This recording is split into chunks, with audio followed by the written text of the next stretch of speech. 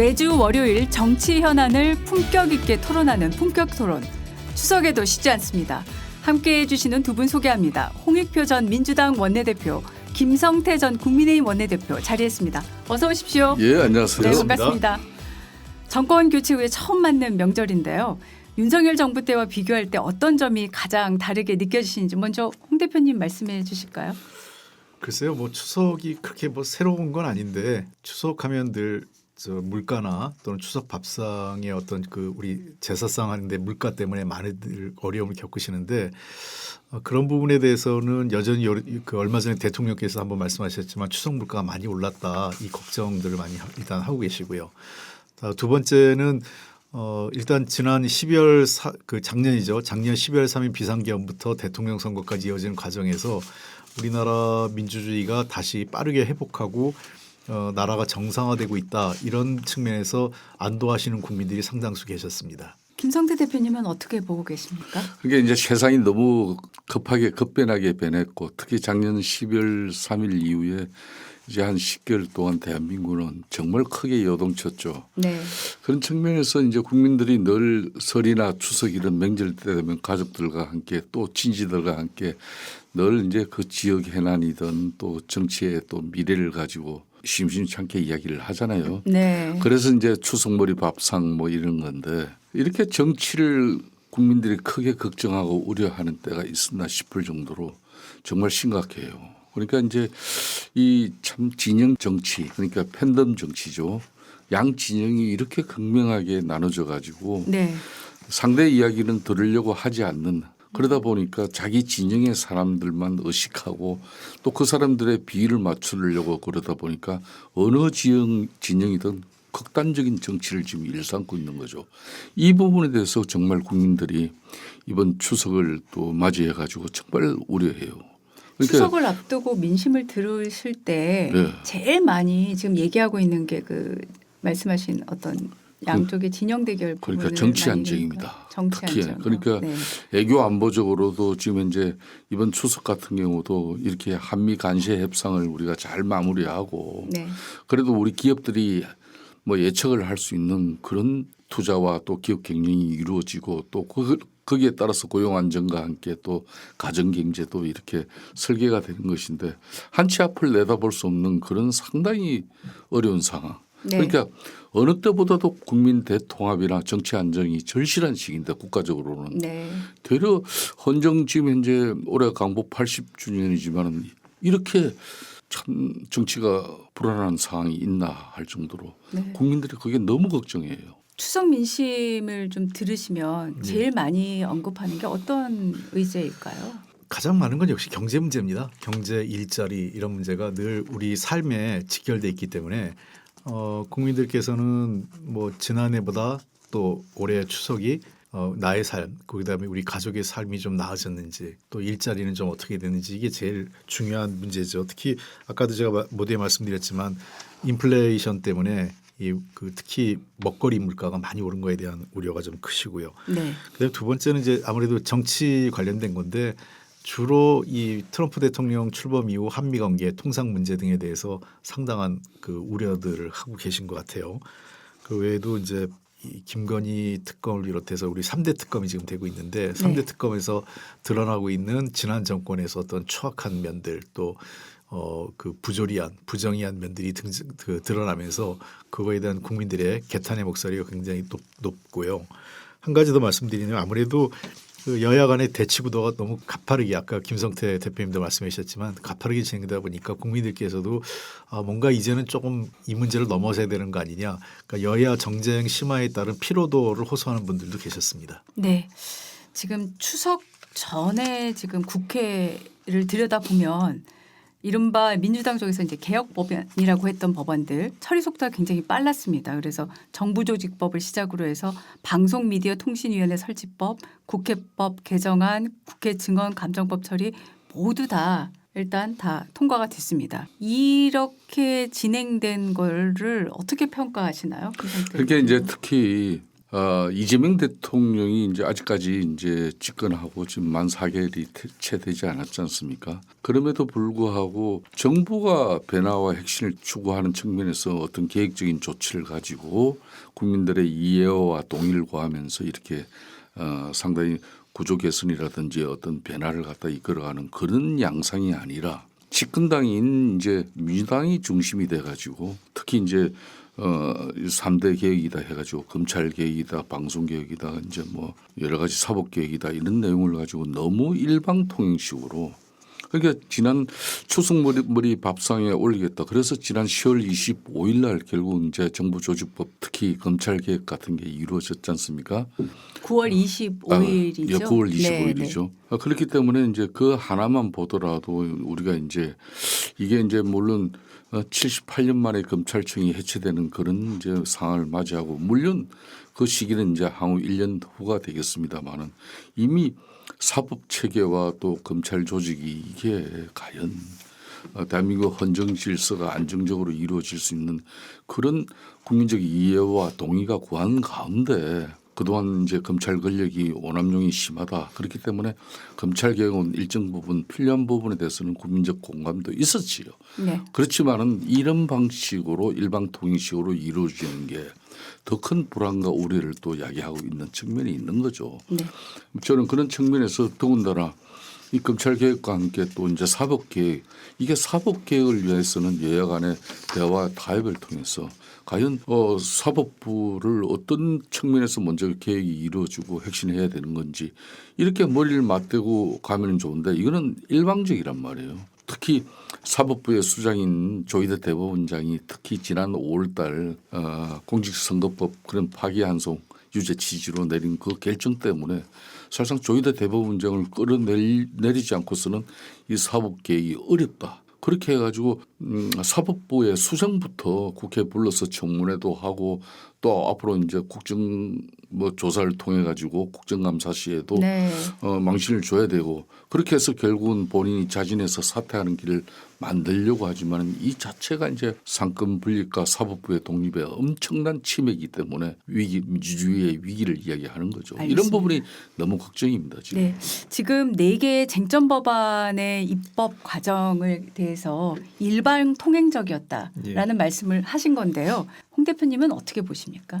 뭐 야당 입장에서는 그렇게 얘기할 수 있다 이렇게 생각을 하지만 또 여당 입장에서는 그렇게 하지 않으면 이 법안 처리가 불가능한 상황에서 어쩔 수 없는 현실적인 측면이 있지 않았나 생각도 듭니다. 네. 뭐 여당이라고 해서 일방적으로 통과하고 싶어 했겠어요. 근데 지난 제가 21대 국회 때도 경험했고 22대 국회 느끼는 거지만 국민의힘에서 그 다 소수 의석이란 이유로 법안 협상에 거의 소극적이에요. 그러니까 법안 자체를 막는 데 주력하지 뭔가 대체 법안 그다음에 대안 법안을 제시하는 데는 거의 그 관심이 없는 상황이었습니다. 그리고 두 번째 그 민주당과 이재명 정부 입장에서는 문재인 정부 당시에 이제 반면 교사가 있는데 초기에 뭔가 중요한 그 특히 그 권력 구조 특히 그 검찰이나 그 사법 체계 권력과 관련된 그 중요 핵심 법안들이 이게 시기를 놓쳤을 경우에는 결국은 하기가 어려운 면이 있더라 이런 그 저희들의 경험이 있었습니다. 그러다 보니까 집권 6개월 좀 더 늘려봐서 집권 1년 이내에 핵심적인 중요 법안들을 조기에 처리하고 그리고 난 이후에는 좀 더 민생에 그 주력하는 방식으로 가야 되는 거 아니냐 이런 그 입장을 갖고 있다 보니까 그 검찰 개혁 뭐 당에서도 얘기했지만 추석 전에 해야 된다 이렇게 여러 차례 얘기하면서 추석 전에 법안 처리가 이루어졌고요. 9월 25일 날. 네. 그다음에 나머지 방송 미디어법 역시 마찬가지고 그다음에 국회법 같은 경우도 이거는 국민의힘이 원하는 거를 다 받아들였어요. 소급 적용 안 하기로 했고 또 국회 법사위원장이 아닌 국회의장이 고발할 수 있는 권한을 줬기 때문에 나중에 가서 국민의힘도 이렇게 할 거면 우리도 필리버스터 할 이유가 없었다 이렇게 됐거든요. 물론 그 과정에서 그 법안 처리를 매끄럽게 하지 못한 그 여당 민주당 지도부 원내 지도부가 조금 더 매끄럽게 하지 못한 책임은 좀 있습니다만 어쨌든 이런 법안들 하나하나 보면 불가피하게 지금 이 시기에 하지 않으면 안 될 성격의 법안들이 많이 있다 이렇게 보입니다. 그런 측면에서 저는 앞으로 야당이 법안을 반대하는 것도 중요하지만 그냥 단순 반대보다는 뭔가 새로운 민주당 여당의 안을 보완하고 대체할 수 있는 그런 좀 그 전향적인 안을 같이 좀 제시하면서 협상을 할 수 있는 대화를 할 수 있는 그런 국면이 좀 열렸으면 좋겠다고 생각합니다. 네, 지금 이제 추석 연휴 전에 결국 그 4대 쟁점 법안, 4개 쟁점 법안 통과됐지만 아직 해결되지 않은 비쟁점 법안, 주로 다 민생 법안이지 않습니까? 많습니다. 그런데 계속 이제 필리버스터를 할지 말지 지금 국민의힘에서는 계속 논의 중인 상황이고 지금 이 부분이 아직 정리가 안 된 상태에서 특히 국민들이 뭐 일종의 피로감이라고 해야 될까요? 느끼는 것 중에 하나가 22대 국회에서는 유난히 왜 이렇게 대치가 심할까? 몇몇 상임위원회에서 벌어지고 있는 것들을 보면 예전에 이 정도까지였나? 이런 말씀들을 많이 하세요.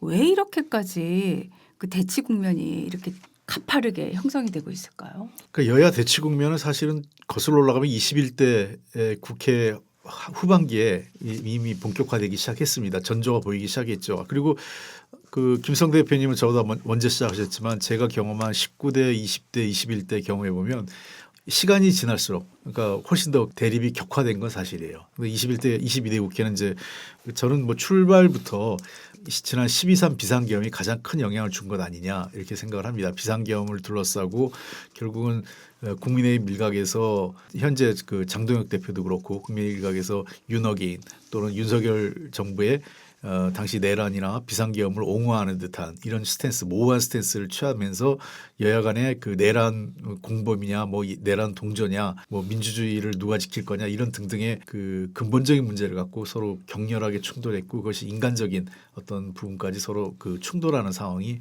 발생을 한 것 같아요.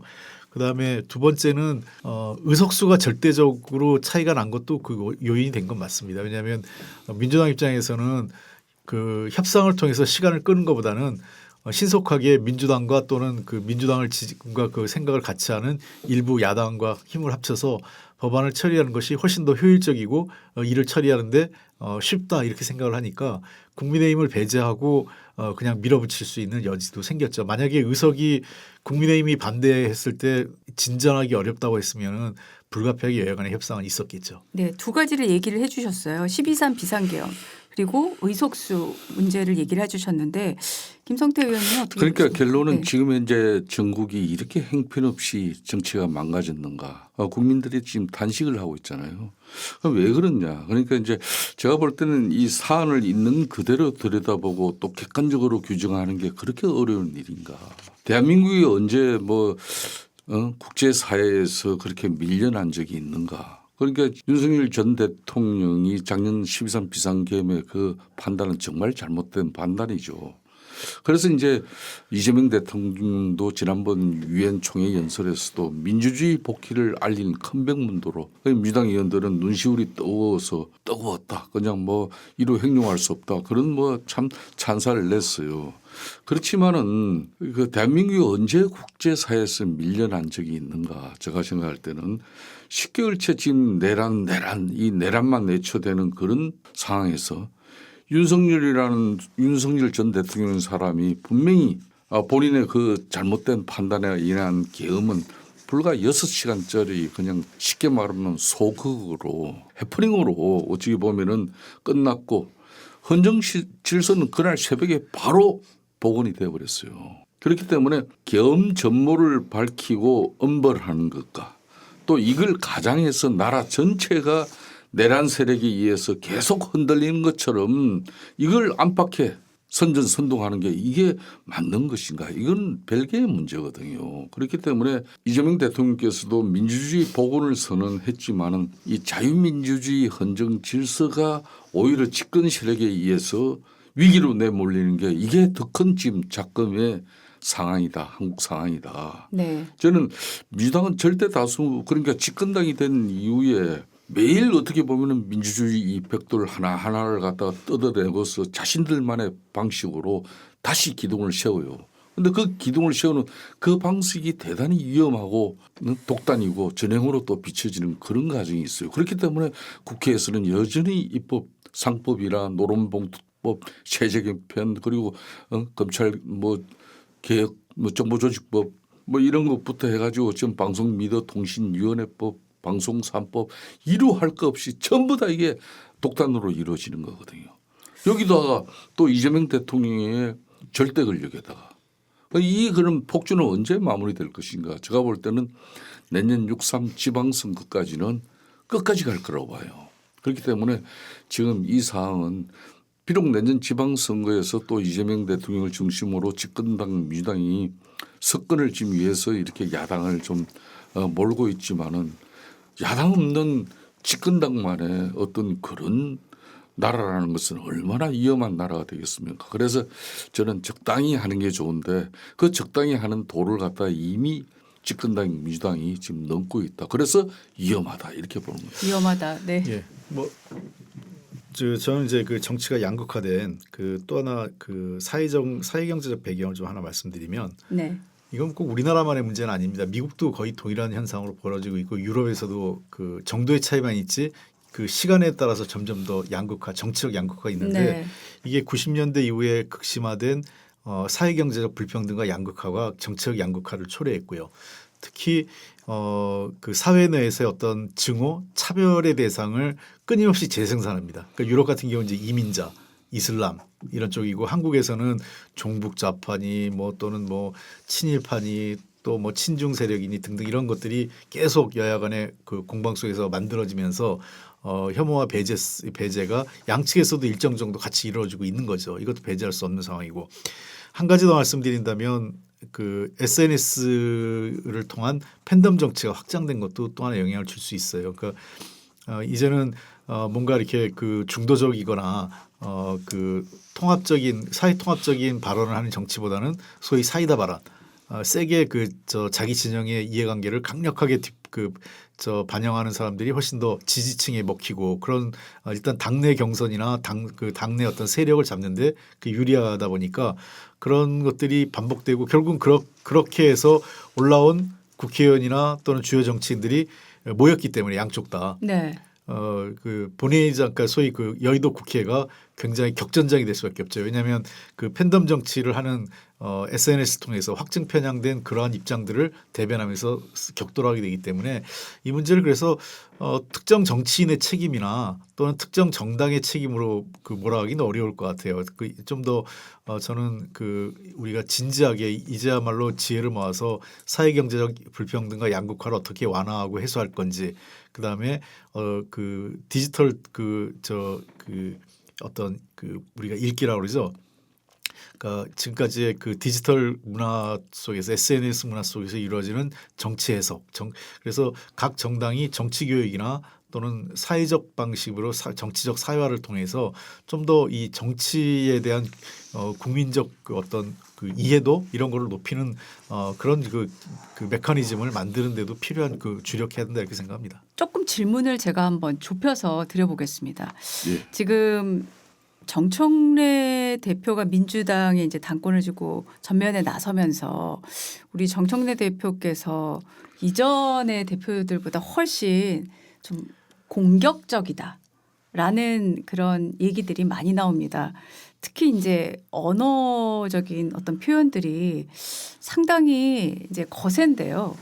어떻게 보면은 의석수 면에서는 절대적으로 지금 우위에 있는데 좀 더 이렇게 대화가 오갈 수 있는 그런 어떤 방식으로 풀어내지 않는 거 아닌가. 이게 더 지금 양측 간의 어떤 대립을 그렇습니다. 더 날카롭게 만드는 거 아닌가라는 말씀들을 하는 분들이 있으십니다. 예. 어떻게 생각하십니까? 뭐 정청래 대표 스타일의 정치에 대해서 당연히 빛과 그림자가 있죠. 왜냐하면 말씀하신 대로 그 야당이나 반대 측의 입장에서 보면 정청래 그 여당 대표 그 많은 다수 의석을 가진 여당 대표가 너무 배려가 없는 거 아니냐. 그리고 도대체 국민의힘을 대화의 파트너로 생각하는 거냐 등등 이런 부분에 대해서 비판적인 게 있을 수 있다고 생각합니다만 아까 제가 말씀드린 것처럼 거꾸로 정청래 당대표는 이미 그러한 그 본인의 입장 그리고 본인의 정치적 그 성장 과정을 통해서 당대표가 된 거예요. 그러니까 지금 당대표로 올라가는 과정에서 그렇게 싸우고 국민의힘과 강하게 대항을 하라고 당대표를 만들어놨기 때문에 그것을 되돌릴 수가 없는 거죠. 그건 이제 지금 국민의힘의 장동혁 당대표 역시 마찬가지라고 생각을 해요. 그러니까 지금 아까 제가 말씀드린 그런 측면에서 지금 그 정당 내에 그 민주주의 그다음에 정당 내부적인 어떤 이 그 공론화 이런 부분에 대해서 조금은 한 번쯤은 이제 고민해야 될 정치 문화를 한번 고민해야 될 시기는 된 건 맞다 이렇게 봅니다. 네. 반대로 장동혁 대표도 상당히 지금 뭐라고 할까요? 완강하게 또 좀 최근에도 이제 장외투쟁을 서울에서까지 해가지고 또 하신 상황이 있었지 않습니까? 그럼 장동혁 대표도 사실은 대화보다는 좀 더 이렇게 공격에 더 무게를 두는 듯한 그런 행보를 보인다라는 말씀들이 있는데 어떻게 생각하십니까? 그러니까 이제 이걸 양비론적으로 이당 저당 다 문제다 이렇게 가면은 사실상 앞으로도 아무런 변화가 없어지는 거거든요. 네. 그러니까 이 정치라는 것은 그러니까 결국은 이제 정권을 잡은 사람들이 포용하고 배려해주고 이렇게 이제 쉽게 말하는 협치 정국을 만들어가는 그런 정치력을 보여줘야 되는 거예요. 저도 이재명 대통령이 들어서서 처음부터 이제 이게 중도 신용 협치 정국을 통해 가지고 국정 운영 자체를 갖다 이렇게 안정화를 꾀하면서 이렇게 전국을 풀어나가려고 하는구나. 그래서 저는 처음에 그런 부분에 대해서 상당히 높은 평가를 해줬어요. 그럼 그런 실천을 해나갈 그 약속들은 집권당 자신의 친정집인 집권당인 또 여대 야소의 거대 입법 권력을 가진 정청래 당대표를 비롯한 민주당이 먼저 그렇게 변화돼야 되는 것이거든요. 네. 그런데 되려 지금 정청래 대표나 추미애 법사위원장이 쏟아내는 그런 제가 이 추석 연휴 기간에만 될 수 있으면은 좀 우리 국민들에게 편안한 그 방송 용어를 선택해야 되는데 이분들은 정말 표독스럽고 또 막말 어떤 행식의 그런 좀 저질스러운 말들은 이게 국민들에게 엄청나게 아픈 상처로 지금 가고 있는 거예요. 그러니까 뭐 지난번 이제 특히 이제 추석 연휴 직전에도 보면은 조희대 대법원장을 일방적으로 청문회를 갔다가 추미애 위원장 같은 경우도 검찰개혁 입법 청문회 그거 논의하는 자리에서 뜬금없이 갑자기 조희대 대법원장 국회 불러서 청문회하자. 이것도 집권당에서 집권당 법사위원장이 집권당 원내대표나 집권당 대표하고 지도부하고 협의 없이 그것도 일방적으로 그냥 그렇게 결정을 해요. 그러고 난 뒤에 그러면 그런 집권당의 원내대표는 뭐며 그 정청래 당대표는 대려 추미애 법사위원장을 응원하는 행식으로 나중에 수습은 했습니다마는 그때 또 이제 정청래 당대표 같은 사람은 대통령도 갈아치우는 마당에 대법원장이 뭐라고 이렇게 하면서 대려 초등학교 이런 사회 교과서에도 뭐 나오지 않는 그런 초등학교 애들도 이런 표현은 잘 하지 않는 거거든요. 그러니까 대통령을 갈아치우는 것은 헌법이 존중되는 그런 공화국에서 공화국이기 때문에 그게 가능한 일인데 그 헌법의 핵심이 뭔가 그게 바로 상권 분립이고 사법부 독립이고 언론의 자유 이런 내용이거든요. 네. 그러니까 그런 걸 다 무시해버리고 그냥 직접 선출 권력 입법부는 뭐든지 다 할 수 있다 이런 식으로 그냥 기계를 지워지는 것은 국민들에게 이 정치를 해모스럽게 만드는 가장 큰 요인이 되는 거죠. 그런 측면에서 이제 우리 국민의힘 장동혁 대표 같은 경우도 네. 너무 지금 이제 야당 대표로서 똑같이 집권당 지금 민주당하고 뭐 비교해도 손색이 없지 않느냐 이런 비판을 또 하시는 분들도 계시지만은 오는 말이 고와야 가는 말이 고운 거죠. 그러니까 저는 그런 측면에서 지난번 이재명 대통령이 대통령실 용산에 이렇게 네. 조치를 해가지고 두 사람 손을 잡게 하고 네. 네. 그래서 거기에 야당이 손을 안 잡고 뭐 해서 모르지만 그 같이 손잡고 포함돼서 했는데 그 뒷날 돌아와서 정청래 대표는 그냥 또 그 판을 깨버리는 그런 식의 거기에 야당이라는 것은 당연히 뭐 그렇게 대응할 수밖에 없는 거죠. 그러니까 장애 집회 같은 경우도 그게 이제 국회에서 아무리 말로 해서 지금 싸우는 정치가 안 되니까 이제 국민 여론을 위해서 이제 장애 집회를 일시 나간 거지만은 네. 그것도 오래 해서는 안 될 일들이죠. 알겠습니다. 추석 연휴 기간이 긴 만큼 또 가정에서도 당연히 이제 정치 얘기가 오갈 수밖에 없는데 연휴가 끝나면은 이제 국정감사가 있고 또 국가적으로 중요한 또 에이펙 정상회의가 10월 말에 있고 여러 가지 일들이 있습니다. 추석 이후 전국 전망을 좀 간단히 어떤 부분에서 현안들이 우리 정치를 또 끌고 갈 것으로 보시는지 먼저 홍 대표님 말씀 좀 해주시겠습니까? 뭐 역시 제일 중요한 건 국정감사겠죠. 국정감사가 아마 10월 달 내내 그 국민의 눈과 귀를 모을 것으로 보입니다. 국민의힘 입장에서는 당연히 그 이제 6월에 출범한 이재명 정부에 대한 비판에 주력할 거고, 근데 국감의 특성상 이번 그 국감은 사실상은 이 윤석열 정부에 대한 국감이 될 가능성이 높습니다.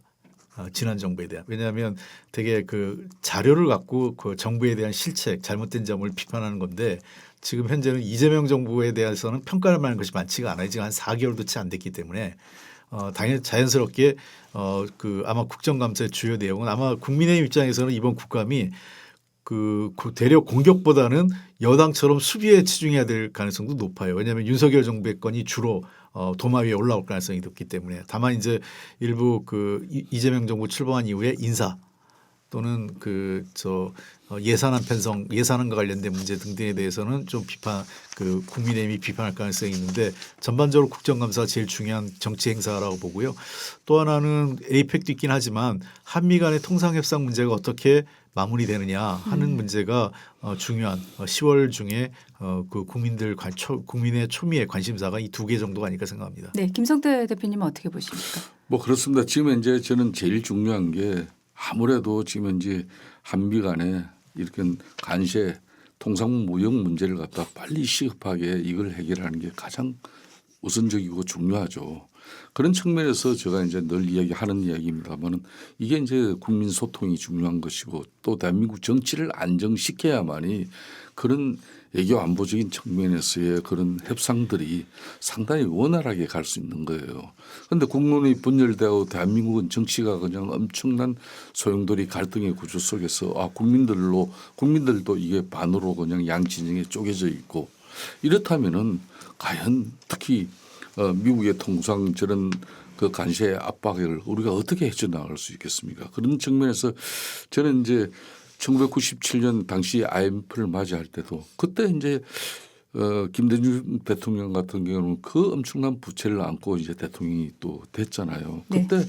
본인은 어떻게 보면 해냈던 바다에서 수장될 수도 있는 그런 정치적 위기 속에서 그 수많은 옥고를 치르고 또 탄압 속에서도 대통령이 됐지만은 그런 정치 보복보다는 대략 국민 통합을 주창을 했거든요. 그때 이제 노사정위원회가 만들어져 가지고 네. IMF 극복을 하기 위한 건모으기 운동도 하고, 이런 얼마나 우리가 선대 그러니까 대통령들 정치에서 좋은 걸 배울 점이 얼마나 많습니까? 네. 저는 그런 측면에서 이재명 대통령도 국정 운영 특히 정치를 안정시키고 그런 측면에서 집권당 민주당이 좀 변화해 주고, 그래서 저는 정치를 안정시키는 게 제일 우선적으로 중요하다고 봐요.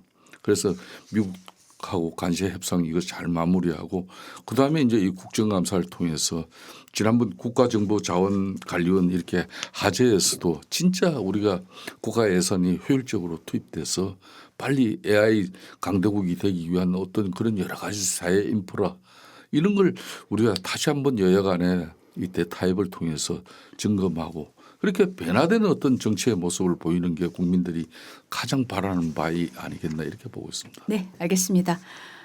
일단 저희 토론 여기서 좀 일단 중간 소결을 짓고요. 잠시 후에 본격 토론 이어가도록 하겠습니다.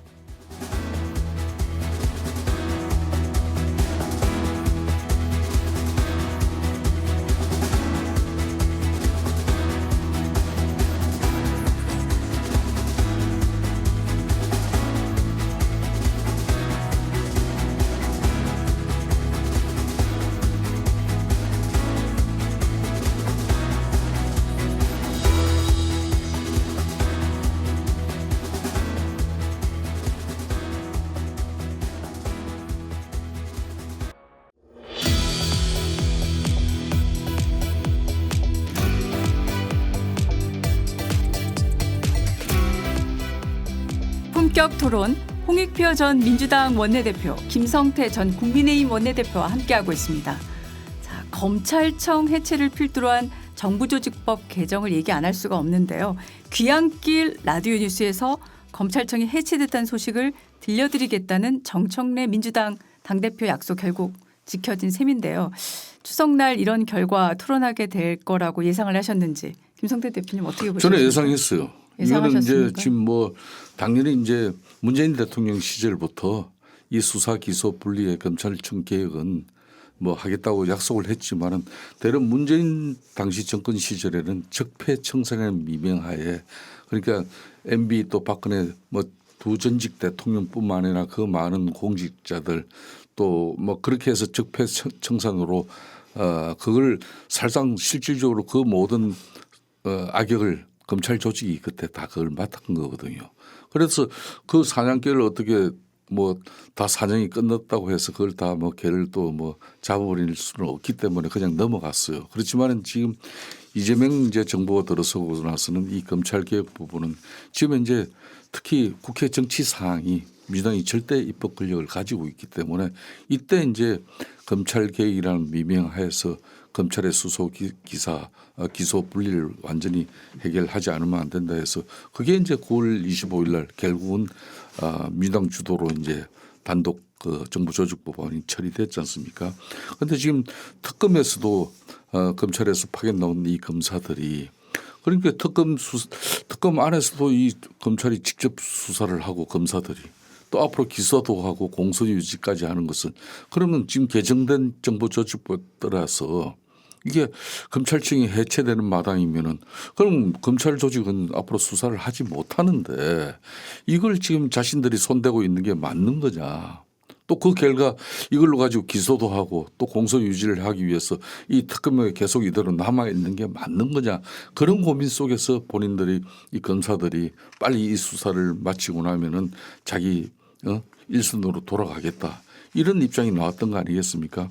그러니까 이게 단순하게 검찰 수사 물론 1년이라는 시간을 가지고 일어날 수 있는 모든 문제점을 다 이제 보완하면서 최종적으로 이제 공소청, 중수청을 통해서 검찰이 이제 완전히 해체되는 그런 그림으로 간다는 부분이지만은 그런 거 사법부 체계하고 이런 행사법 체계하고 이게 얼마나 많은 문제점이 발생될지 누구도 모르는 거예요. 그러니까 그런 측면에서 앞으로 이제 보안 수사권이라든지 이런 문제점들을 기존 검찰의 기능을 잘 또 보완을 하면서 민주당이 사법체계 이런 혼란을 갖다 방지하면서 앞으로 가져간다면은 그건 여야 간에 많은 대화 타협을 하고 또 검찰 조직까지도 참여한 가운데 뭔가 변화를 만들어내는 게 저는 맞지 않나 이렇게 보고 있습니다. 지금 김 대표님도 언급을 해주셨습니다마는 그 김건희 특검에 파견됐던 40명의 검사 전원이 원대 복귀를 요청하는 입장문을 냈었다는 보도가 있었는데 정성호 법무장관은 이게 오해다라고 또 발언을 했어요. 이 상황은 어떻게 보셨습니까, 홍 대표님?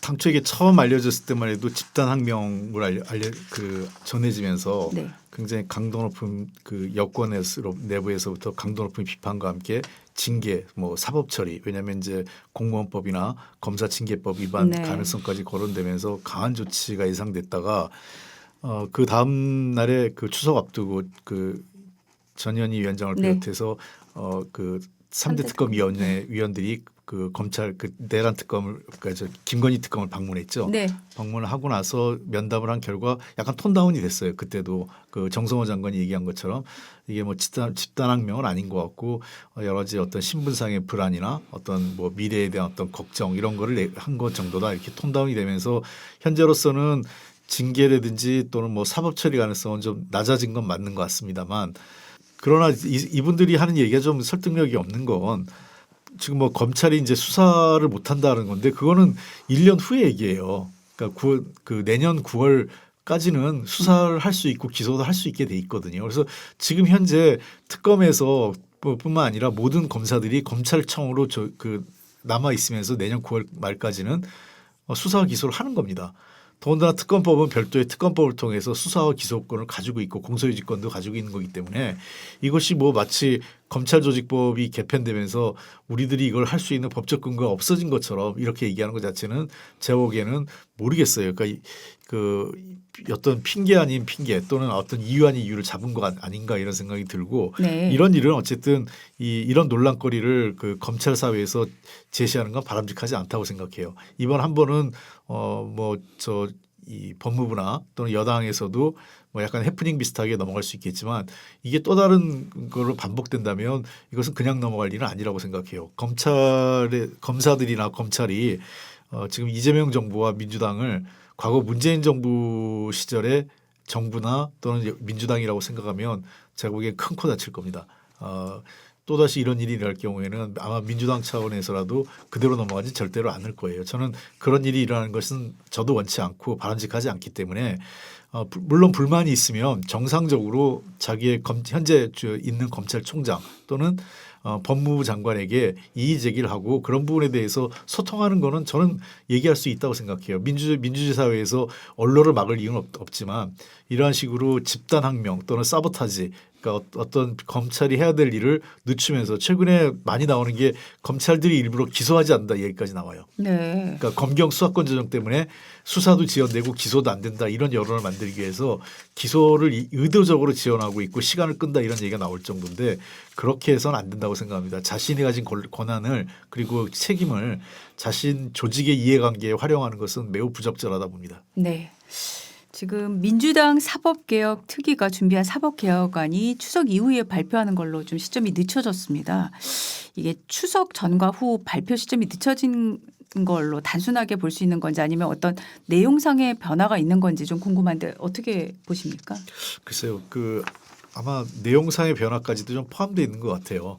그 당시에 처음에 얘기할 때는 굉장히 단순하게 대법관 수 증원 정도만 네. 얘기했었는데 네. 이제는 그렇게 해서는 안 되고 그에 따른 여러 가지 다른 어쨌든 사법부의 권위적 문화, 엘리트주의 또 그리고 사법부의 법원의 인사 시스템, 네. 행정 체계 등등 그리고 과도하게 지금 권한이 몰려 있는 대법원장의 어떤 권한이나 이런 거 부분에 대한 제도화 또는 어떤 행정적으로의 어떤 절차적 보완 이런 것들을 다 포괄하는 제대로 된 사법개혁안을 좀 만들어야 될 것 같다 생각이 들어요. 그런 측면에서 아마 논의를 좀 해야 될 시간이 좀 필요하지 않을까. 왜 그러냐면 당초 처음에 추석 전에 마무리한다 이런 얘기가 있었잖아요. 네.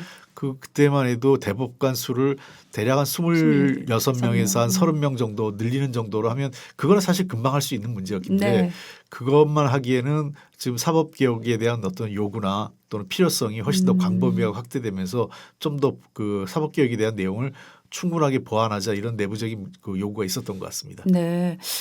그러면 당초보다 사법개혁의 어떤 폭이 좀 더 넓어질 수도 있겠다 이렇게도 그렇습니다. 예. 보고 계신 거네요. 예. 네. 아마 충분하게 관련 전문가나 네. 어떤 사법부의 어떤 목소리도 다 경청해서 수렴할 가능성이 높다고 봅니다. 네, 김성태 대표님 지금 민주당의 사법개혁 특위가 준비하고 있는 사법개혁안에 대해서 지금 뭐 일부 보도가 나오곤 있지만 뭐 내용이 확인된 거는 아직까지는 없긴 합니다만 지금까지 나온 보도를 좀 종합하면서 어떻게 보고 계십니까? 민주당 내적으로도 뭐 상식적인 언들은 이건 급발진이다.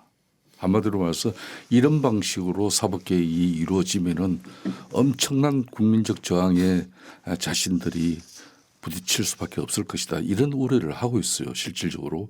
그러면 이제 조희대 대법원장 사퇴를 요구하고 또 조희대 대법원장이 결론은 사법부의 수장으로서 이 망신사를 넘어가 가지고 결국은 재판소 그러니까 법원의 이 재판 독립을 갖다가 사법부의 독립을 갖다가 훼손시키고 흔드는 이 행위는 쉽게 말하면 상권 분립 민주주의 자체를 갖다가 위태롭게 만드는 그런 위험스러운 행위라는 걸 누구보다도 민주당 의원들이 잘 알고 있어요. 그렇기 때문에 조 대법원장이 뭐 이재명 대통령 사건의 그 파기 한송을 주도하고 또 대선에 개입한 장본인이라고 이렇게 민주당은 지금 현재 규정하고 있습니다만은 또 그런 규정하고 사법개혁하고는 본질적으로 다른 것이거든요.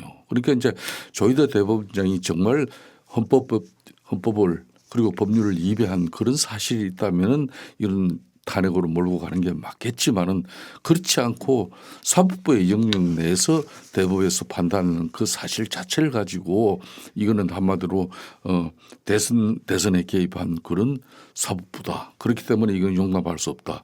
이런 식으로 가서는 안 된다는 것이죠. 그래서 이제 이 사법개혁특별위원회 같은 경우도 애초 이재명 대통령 같은 경우도 심지어 이 검찰개혁 이 정보조직법 같은 경우도 좀 더 세밀한 협의를 통해 가지고 좀 더 점검을 하고 그렇게 하길 정성호 법무부 장관이나 김민석 총리 그리고 대통령실 관계자 이런 부분들은 공감을 가졌던 것 아닙니까? 네. 그럼에도 불구하고 정청래 당대표 중심으로 당에서는 그런 절차 필요 없는 것이다 그냥. 그래서 9월 25일 날 검찰청 해체를 위한 정보조직법이 통과된 거예요.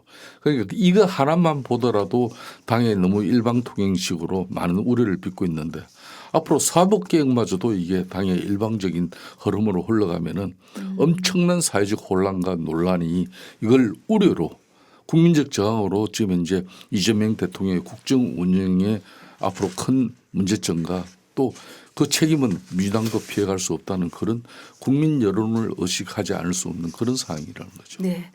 추석 연휴가 시작되기 전에 이제 발생한 그 정보, 국가정보자원관리원 화재 사건.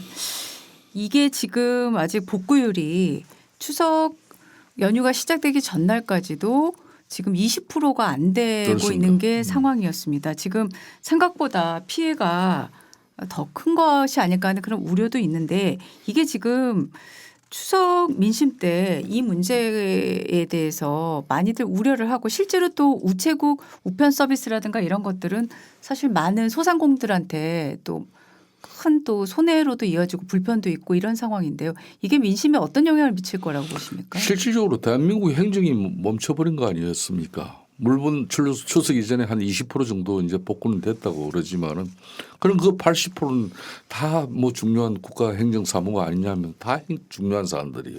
그러니까 이제 전자정부의 상징인 국가정보자원관리원이 이게 멈춰버린 이 자체는 하자에 한 번에 국가 전산 시스템이 마비된 거거든요. 그렇기 때문에 앞으로도 이 부분은 한 달 정도 더 기간이 더 소요될 걸로 보고 있는 거죠. 그러니까 중요한 것은 이 하자 한 번에 이제 디지털 정보가 백업 시스템이 사실상 멈춰버린 겁니다.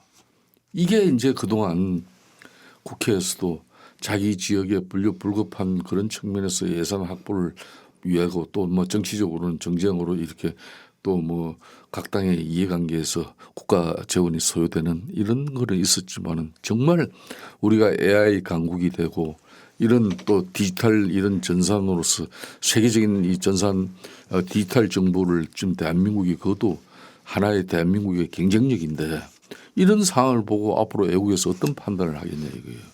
상당히 심각한 문제입니다. 이 네. 문제는. 홍 대표님 어떻게 보고 계십니까? 예, 뭐 굉장히 심각한 사안이죠. 그러니까 더군다나 이 갈수록 이 디지털화된 그러니까 그 전자식 그 어떤 시스템의 의존도가 높아지지 않겠습니까? 네. 그런 측면에서 이번 사건은 어떤 의미에서는 앞으로 일어날 수 있는 그 유사한 사건에 비해서는 정말 시작에 불과한 더 큰 사건이나 사고가 일어날 수 있고 그 경우에 우리 사회 전반에 미치는 충격은 엄청나게 커질 수 있다는 측면에서 저는 이번 사안에 대해서 정말 면밀하게 분석하고 사후 이런 일이 재발하지 않을 수 있도록 시스템과 어떤 그 관리 규정을 좀 더 명확하게 해야 될 필요가 있을 것 같아요. 이번에 들어간 것처럼 이중화 시스템이 작동만 됐었으면 사실은 피해를 최소화할 수 있었지 않습니까? 네. 근데 대전분원, 대구분원과 광주분원의 그 이중화 작업이 진행은 됐음에도 불구하고 그 동시에 그러니까 여기 한쪽이 셧다운 됐을 때 그 바로 작동될 수 있도록 그 이 시스템을 DR이라고 하죠. 네네. 그 시스템을 그 정확하게 만들어 놓지 않음으로 인해서 네. 이런 그 사태가 벌어졌고 또 보면 소소하게 관리 규정 자체를 위반한 게 좀 있어요. 그러니까 뭐 예를 들면 배터리 교체 시기를 지났다든지 그렇습니다. 또 뭐 전문 인력이 아닌 일반 그 아르바이트 인력이 했다든지 비전문가죠. 이런 측면들이 그러니까 제가 보기에는 소소한 문제들이 쌓여서 이렇게 큰 일이 벌어졌고요. 그 두 번째 저는 이 문제에 대해서는 자꾸 이런 일만 나오면 뭐 이게 지난 정부 탓이냐 현 정부 탓이냐 그렇게 논의할 필요 없고 민주당도 과거 그 윤석열 정부 때 그런 비판 많이 했습니다. 윤석열 대통령이 입만 열면 문재인 정부 탓했는데 지금은 지난 정부 탓이나 현 정부 탓 뭐 이런 탓을 떠나서 이재명 정부는 무한 책임을 느끼고 이 사태를 책임지고 수습을 해야 되고요. 네. 필요하다면 관련 예산이나 그 관련 법규를 개정하는데 신속하게 나서서 이 문제를 좀 빨리 마무리하고요. 국민적 불안을 해소할 필요가 있다고 생각합니다. 네. 하도 이제 대치 쪽만 얘기를 하다 보니까 정말 그동안 이렇게 대치만 있었을까 이런 생각과 함께 두 분께 한번 지금 쭉 지켜보시면서 아 그래도 이거는 여야가 좀 잘 합의하고 또 협의해서 해결했다라고 생각한 그런 사안이 있었는지 한번 여쭤보고 싶어요. 과거에는 많았죠. 과거예요. 과거에는 정말 네. 많았죠. 예? 과거 같은 경우는 우리가 이제 그때 2002년도 같은 경우도 그때 IMF를 극복하고 난 뒤에 네. 주 5일제를 위한 사회적 대타협에서 대합의가 이루어지는 그런 부분이라든지 지난 18, 19대, 20대 이때까지만 하더라도 예가 간에 싸울 때는 싸웠지만은 실질적으로 협치 정국이 또 만들어지고 그래서 이제 중요한 합의를 이끌어내서 사회적 대변혁을 만들어내는 그런 경우도 많았어요. 네. 그런데 유독 지금 이제 한 5년 전부터 여야 간에 이렇게 막장 정치 그러니까 정당 정치를 통해서 정치가 작동이 돼야 되는데 네. 자꾸 이게 각 당마다 당내 정치 그러니까 자신들의 강성 지층에 올라타고 그 사람들의 또 비율을 맞추려고 하다 보니까 진영 정치에 함몰돼서 이런 결과가 나오는 거예요. 저는 그런 측면에서 이번 이렇게 정보자원관리원 이 화재 사건 같은 경우도 네. 분명히 2022년도에 카카오 그때 목동 사건으로 해가지고 충분하게 그때는 또 정부나 국회 차원에서 민간 부분에 대해서는 그런 부분에 또 규제를 많이 만들었어요. 이중화 장치라든지 이런 건 막상 그렇던데 정부의 그런 전산 기능에 정부가 대해서는 자체적으로는 그런 또, 뭐 네. 무방비 상태로 이런 엄청난 재난을 만든다는 네, 거죠. 네, 네. 이런 측면에서 이제 이번에 이제 국가정보자원 그런 화제를 통해 가지고 이 근본적인 문제 해결을 해서도 이런 때 여야 간에 머리를 한번 맞대고 큰 합의를 한번 해보라는 거죠. 공주 같은 보는 같은 경우도 멀쩡한 건물 잘 지어놓고 예? 이 자료는 차곡차곡 쌓아놓는데 막상 운영 시스템이 없는 거예요. 이게 뭐 때문에 그러냐? 예산 때문에 그런 거예요. 의지가 없는 예산 거고. 문제는 좀 이번에 여야가 어떻게 잘 해서 빠르게 좀 해결해야 되지 않을까요? 이제 그 이번에도 예산 반영은 안 됐다 그러더라고요. 그러니까요. 예. 그래서 결국 뭐 저는 그런 측면에서 네. 지금의 그 민주당이나 국민의힘이나 다들 책임이 간단치가 않은 거죠. 그러니까 네. 이 문제는 둘 다 집권했을 때 꼼꼼하게 안 챙겼고 민주당 역시 이번에 또 예산을 누락했기 때문에 네네. 책임이 자유롭지 않다 이렇게 생각을 합니다. 지난 네. 정부에서도 안 했고요. 그래서 네. 국회가 예산 심의 과정에서 증액할 수 있거든요. 그러니까 뭐 아마 이 문제 증액하는 거를 정부가 반대할 이유도 없고 네, 예산 당국이 네, 네. 그런 측면에서 네. 11월 예산 국회가 본격화됐을 때 네. 그때 이 부분에 대해서는 신속하게 증액하고 필요한 예산을 충분히 확보해서 해야 된다고 생각을 하고 또 단순히 이게 돈만 갖고 되는 건 아닙니다. 마치 공무원들이 돈이 없어서 못했다고 하는데 그 돈 이전에 공무원들도 관심이 없으니까 이 문제에 대해서 국회를 설득하지 않았던 거죠. 그러니까 국회를 설득하고 자기들이 이 예산을 반영했다면 네. 이렇게 되지 않았죠. 네. 그러니까 저는 그런 측면에서 저는 공무원 사회의 문화도 좀 바꿔야 돼요. 지금 몇 년째 이 책임은 뭐 똑같은데요. 과거 문재인 정부 때 적폐 수사 오래 했고 윤석열 정부 때도 지난 정권에 대한 수사 너무 오래 하면서 공무원들이 책임질 일을 안 하려고 그래요. 아예 아무것도 안 하면 책임질 일도 없다. 네. 그러니까 이게 복지부동을 넘어서 뭐라 할까요? 그냥 숨만 쉰다 그럴까요?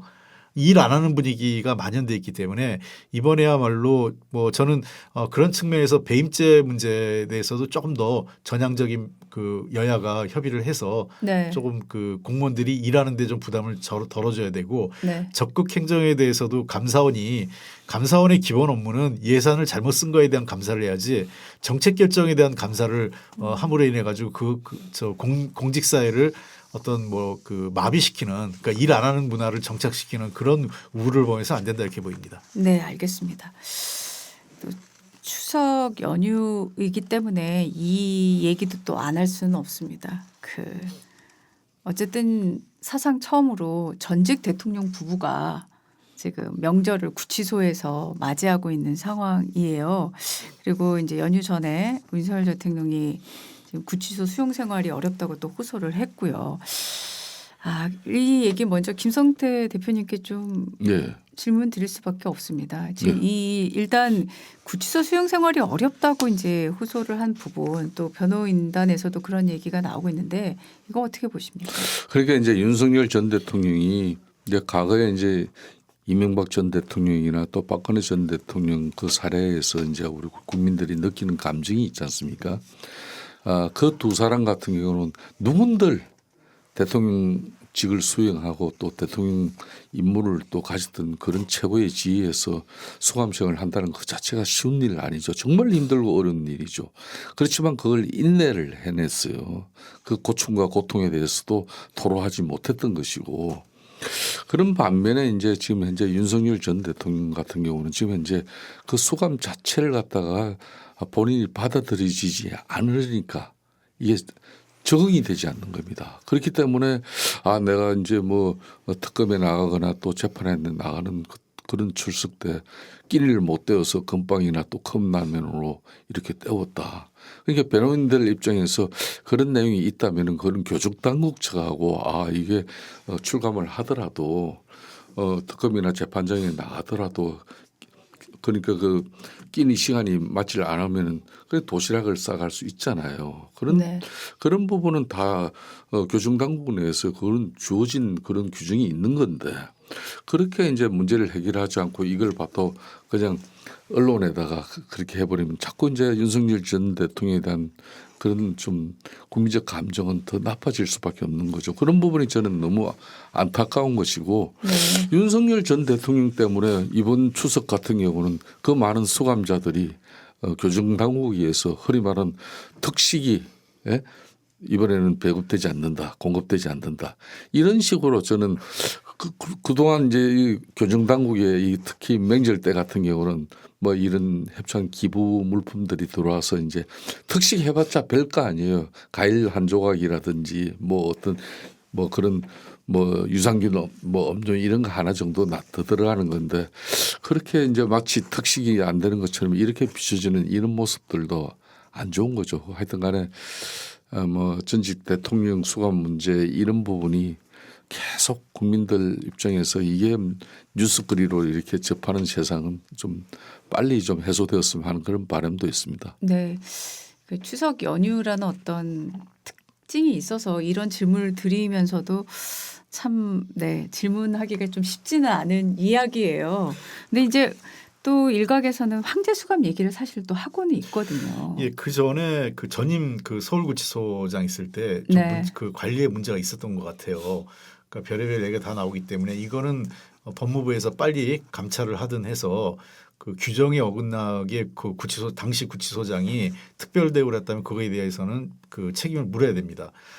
다만 어쨌든 윤석열 대통령이 지금 죄를 지었기 때문에 구치소에 있고 구속돼 있잖아요. 이게 무슨 휴가지의 저 호텔이나 별장이 아니에요. 뭐 그 1.8평이 힘들다고 그러는데 그래도 전직 대통령이기 때문에 독방 준 겁니다. 안 그랬으면 넓은 방에 여러 사람 같이 쓰는 방을 보내야 되는 건데 지금 그렇게 한 것도 일종의 전직 대통령의 배려고 다만 저도 몰랐는데 이 재판받으러 나올 때 식사에 대한 어떤 불비한 조건이 있다면 이거는 제도적 개선을 해야죠. 그러니까 아까 얘기했던 뭐 도시락을 한다든지 아니면 밤늦게 그 재판 절차를 마치고 늦게 가서도 식사를 할 수 있게 한다든지 할 수 있게 식당을 운영한다든지 뭐가 이런 게 있어야지 이거를 뭐 한 명한테 뭐 별도로 뭐 도시락을 싸게 한다거나 또는 뭐 이 별식을 먹게 할 수 있는 뭐 외부 식사를 할 수 있는 이런 걸로 해소할 수 있는 문제는 아니라고 생각합니다. 네, 알겠습니다. 자, 이제 뭐 내년 지방선거 얘기 또 추석 밥상 위에 또 많이 오갈 것 같습니다. 네, 그래서 두 분께 지방선거 얘기를 좀 드리고 싶은데요. 벌써 이제 뭐 여러 가지 기사들이 쏟아져 나오고 있습니다. 홍 대표님 지금 뭐 민주당에서 얘기는 어떠신지 또 대표님 얘기도 나오더라고요. 예. 당연히 이제 내년 6월의 지방선거는 그 민주당으로서는 매우 중요하죠. 왜냐하면 저 중앙정부 그다음에 의회 거의 더 나와서 이제 지방 권력까지 우리가 획득해야 되는 과정이기 때문에 지난 4년 전의 지방선거에서는 우리가 많이 패했기 때문에요. 이번에 저희가 그 서울을 비롯해서 상당수 지역에서 다시 회복하는 것을 목표로 열심히 하고 노력을 해야 된다고 생각을 하고요. 저는 뭐 그런 측면에서 당에서도 당 대표도 정청래 대표나 여러 그 당 지도부도 그 이 문제에 대해서는 어떤 정말 사활적인 목표 아래 이 반드시 지방선거 승리를 위해서 여러 가지 전략이나 준비하고 있고 다 가장 중요한 것은 많은 인재를 품어서 좋은 후보를 낼 수 있도록 그런 과정을 거칠 것으로 보입니다. 네. 김 대표님 지금 국민의힘에서는 내년 지방선거 어떻게 준비해야 된다고 보십니까? 그러니까 사실 국민의힘 입장에서는 내년 6.3 지방선거마저도 말 실패해버리면은 그러니까 수권 정당으로서 다음 정권을 찾아올 수 있는 그런 기반 자체가 다 날아가는 겁니다. 네. 그러니까 지금 절체절명의 위기죠. 그런 측면에서 이제 국민적 신뢰를 하루빨리 회복하고 지금 이제 이재명 대통령의 이런 절대 권력 그리고 거대 입법 권력 민주당에 대응하기 위해서는 첫째도 둘째도 국민 신뢰 회복이 가장 우선적인 문제예요. 그렇기 때문에 이 국민 신뢰 회복을 통해서 내년 지방선거를 또 일정 부분 또 좋은 성적표를 가져야만이 다음 우리가 정권을 찾아올 수 있는 그런 기반을 구축할 수 있다. 그런 측면에서 이제 참 민주당의 공격을 잘 막아내야죠. 네. 홍익표 전 민주당 원내대표, 김성태 전 국민의힘 원내대표와 함께했습니다. 고맙습니다. 감사합니다. 10월 6일 월요일 전격시사 사전 녹음 방송으로 전해드렸습니다. 저는 소현정이었고요. 내일 아침 7시 5분에 다시 돌아오겠습니다. 고맙습니다.